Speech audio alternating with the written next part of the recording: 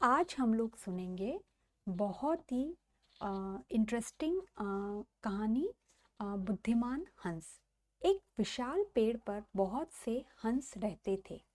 उनमें से एक हंस बहुत बुद्धिमान और दूरदर्शी था।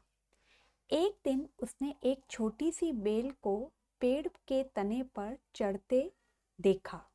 उसने सभी हंस को कहा कि एक दिन यह बैल हमें मौत के मुंह तक ले जा सकती है, तो हमें इसे नष्ट कर देना चाहिए।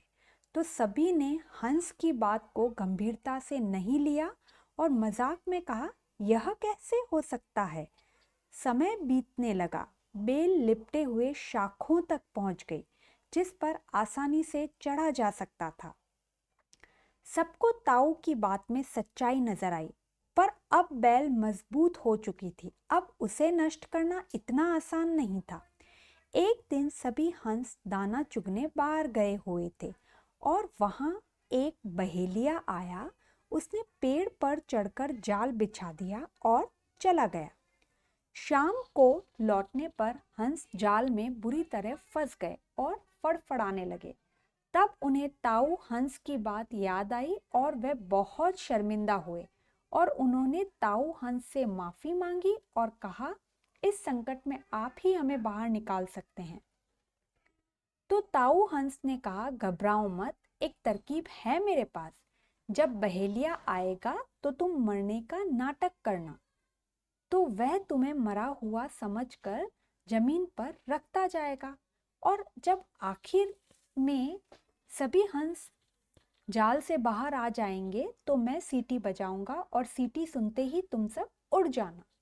बहेलिया आया। हंसों ने वैसा ही किया जैसा ताऊ ने कहा था।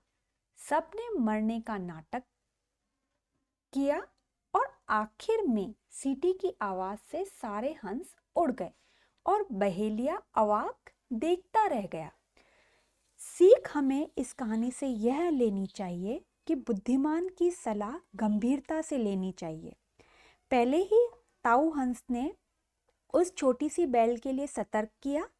बाद में उसी ताऊ ने, जो कि बुद्धिमान और दूरदर्शी था, उसने उनको उस जाल से निकलने की तरकीब भी बताई और सभी की जान बचा ली। तो इसीलिए कहा जाता है कि बुद्धिमान की सलाह हमेशा माननी चाहिए। आशा करती हूँ आपको ये कहानी पसंद आई होगी और अपने जीवन में भी आप इसको